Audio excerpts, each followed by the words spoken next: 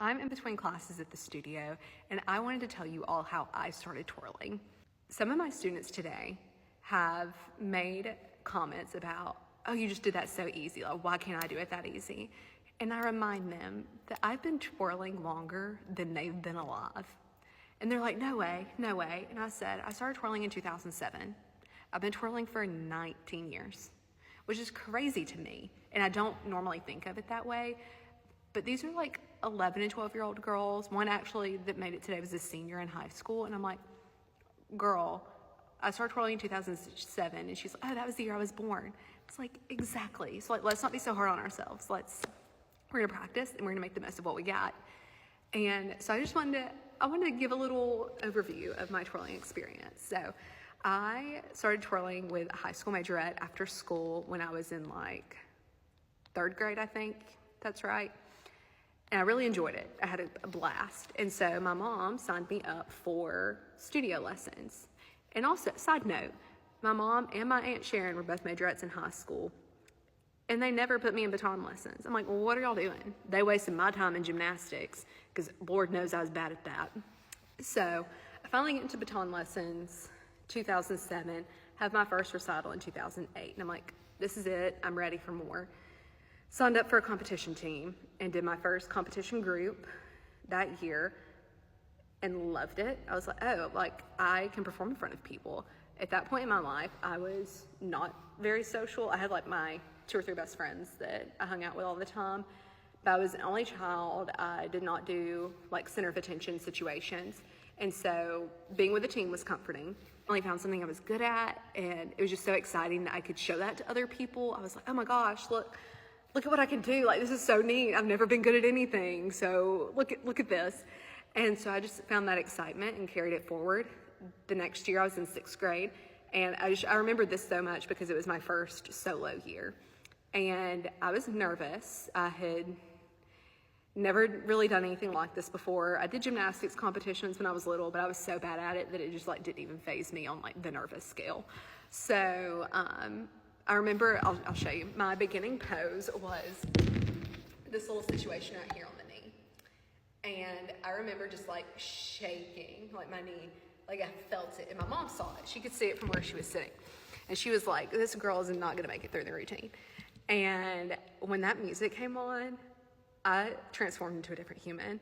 I was like superstar, in the zone, shaking, shimmy, twirling, had a no drop routine, and won. I was like, oh,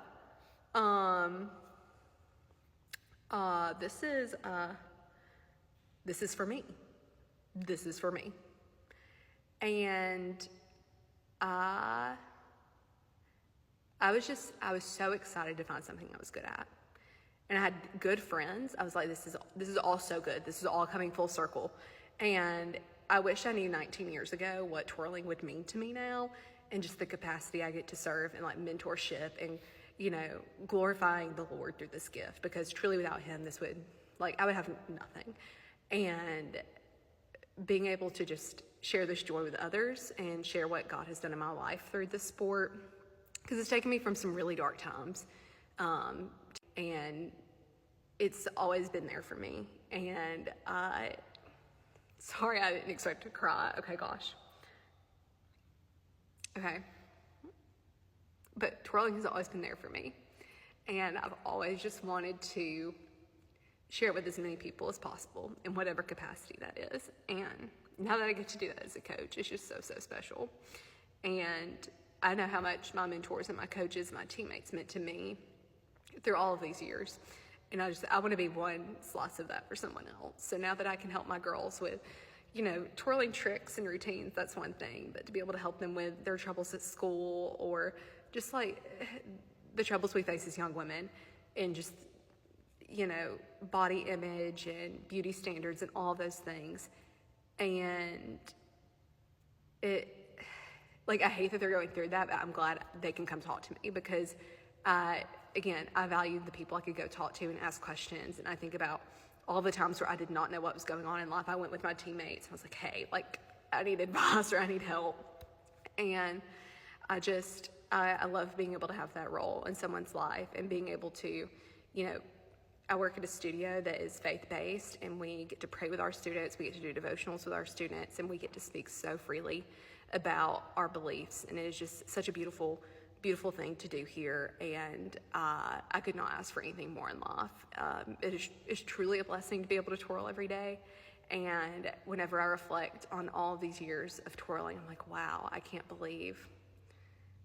Like, there was a shy little girl who had no clue what was in store for her world, and now through baton twirling, I've had all these crazy experiences. I've had beautiful friendships, and I couldn't ask for more. And so I hope to be twirling for the rest of my life in whatever capacity that may be. I love coaching my students. I love learning still. I'm always learning from some sort of video on the internet, and I encourage you all to do the same. If you're out there and you're figuring out what's for you, maybe it's baton twirling, maybe it's something else. If it brings you joy and you can give joy to others through it, then I think that may be your thing. So here's to many more years of twirling.